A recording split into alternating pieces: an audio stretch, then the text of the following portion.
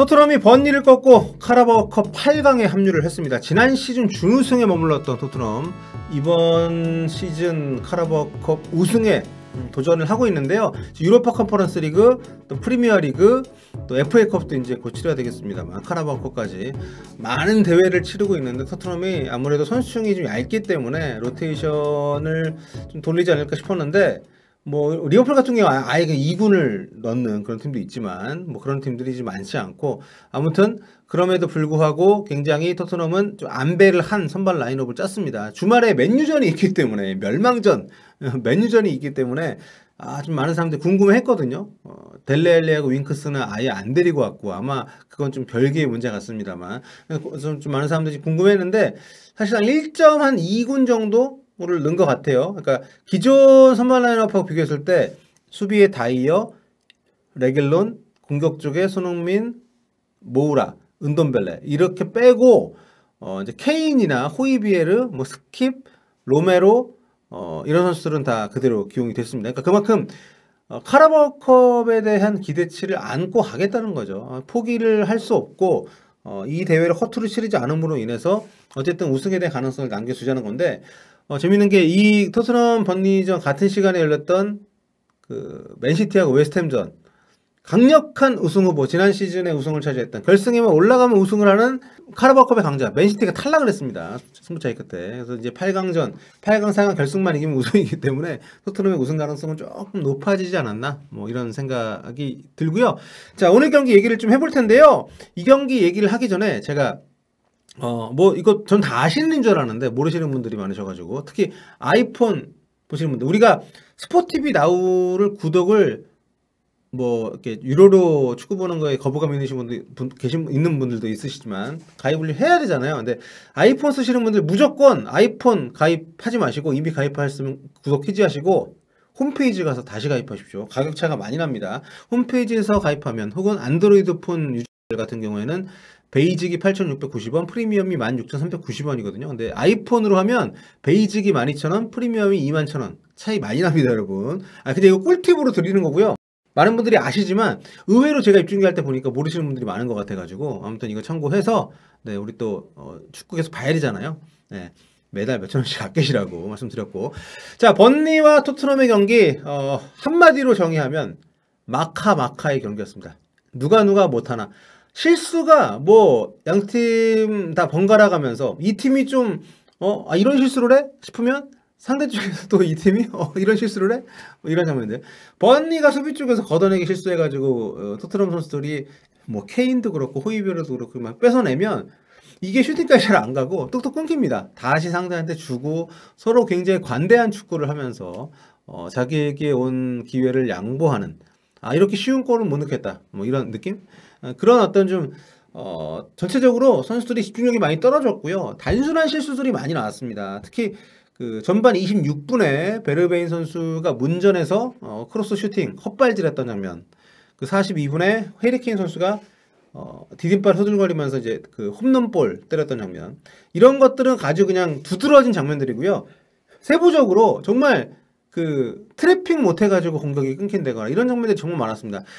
제가 입중계 때도 이제 케인이 아니라 오늘 또 카네라고 말씀드렸는데, 케인이 몸이 너무 무겁고 뭔가 지난 시즌까지 기본 케인이 약간 무게중심이 높아 보이는 그런 체형이죠.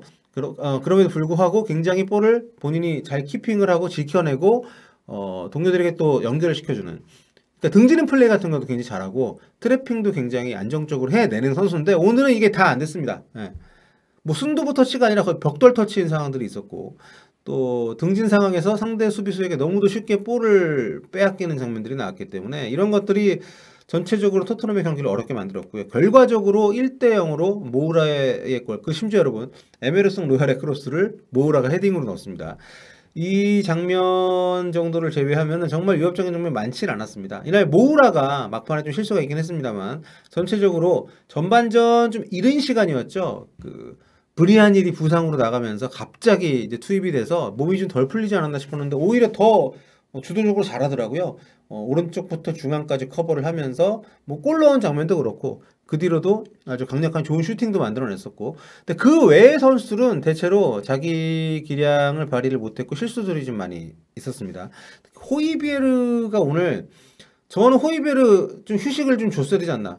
오늘 호이비에르가 굉장히 신경질적인 반응을 많이 보였습니다. 그라운드 밖에 있는 상대팀 뭐 옷인가 수건인가 뭐 이런 것도 막 발로 걷어차고 경기 중에 계속 짜증스러운 모습들을 많이 보여줬는데, 호이비에르도 사람이거든요. 좀 휴식을 좀 줘야 되는데 너무 지금 뺑뺑이 돌리고 있는 게 아닌가. 경기도 안 풀리고 하다 보니까 정말 짜증이 완전 가득 찬 채로 좀 뭐랄까요, 좀 화를 내는 모습들이 잡혔는데, 이게 전체적으로 팀의 어떤 그 누적된 피로, 또 최근 경기력이 좋지 않은 것에 대한 어떤 스트레스, 좀 불신들 뭐 이런 것들이 있는 게 아닌가라는 걱정이 들 만큼 경기도 안 풀리고 서로 주고받는 장면도 없는데 막 이런 그 성질을 내는 모습들이 나오니까, 아, 이 팀 이거 괜찮은가? 이런 생각이 막 들더라고요. 뭐 어쨌든 그럼에도 불구하고 승리를 거두긴 했는데, 오늘 이제 맨유전이 이번 또 토요일에 있습니다. 이게 토트넘이 일요일 경기 많이 하는데 이번에 또 토요일 경기예요. 휴식을 많이 취하지 못한 상태로 또 맨유를 가야 되기 때문에 주전 선수들에게 휴식을 좀 주는 것이 이번 경기에서 누누 감독이 버리지 못한 하나의 또 목표였을 텐데, 결국 손흥민 선수, 운동별의 선수 다 66분, 67분에 투입이 됐죠. 그러면서 손흥민 선수 뭐 이렇게 스프린트 많이 안 했습니다. 그러니까 이날은 평점도 여기 후스코어닷컴 평점 보시면 아시겠습니다만 6.1점이에요. 그러니까 이게 이 AI 평점 같은 경우에는 그 절대적인 어떤 볼 터치나 이렇게 기록에 남는 수치들을 가지고 점수를 산정을 하기 때문에 정확하진 않습니다만, 이만큼 결국 플레이에 직접적으로 관여하는 상황들이 굉장히 크게 제한적이었다. 그리고 1대0을 앞선 상황에서 좀 지키는, 그러니까 어쨌든 골은 손흥민 선수가 들어간 다음에 나왔습니다만 남은 시간을 좀 버티고 지켜야 되는 임무가 주어졌기 때문에 그런 쪽에 많이 손흥민 선수가 힘을 쏟았고요. 그래서 박스 안쪽을 향해서 뛰는 것보다는 사이드에서 동료들의 볼을 좀 받아주려는 움직임들 많이 나왔고, 특히 막판에 추가 시간, 경기 종료 거의 직전이었죠. 그 코너킥 상황에서 케인하고 서가지고 빨리 안 차고 주심한테 상대팀 선수들이 안전거리 유지 안 한다 이거 항의하다가 시간 지연의 이유로 옐로 카드를 받긴 했는데, 아무튼 그런 임무를 받았기 때문에 이 경기를 가지고 손흥민 선수의 어떤 경기력이나 뭐 능력이 이런 걸 평가하기에는 좀 맞지 않는 그런 경기였습니다. 근데 어쨌든 그 휴식을 취하지는 못했습니다만 그렇게 많은 시간을 뛰질 않았기 때문에 맨유전 선발 출전이 굉장히 중요하죠. 그래서 그 몸 관리에는 큰 문제는 없지 않을까, 이런 또 희망적인 기대를 하면서 경기를 또 마무리하는 걸 또 볼 수가 있었습니다. 그리고 누누 감독 달라진 거, 정말 뉴캐슬전도 그렇고 지난 웨스트햄전도 그렇고 경기 안 풀릴 때 교체 카드 진짜 안 썼잖아요. 근데 이번에는 전반전에 브리안힐이 부상으로 나가면서 루카스 모라가 들어온 교체도 있었습니다만, 후반전에도 한 21분쯤 손흥민 운동별에 투입을 했고요. 또 막판에 시간 끌기용으로 이제 조르든 선수를 로셀스하고 바꿔서 교체를 단행을 했습니다.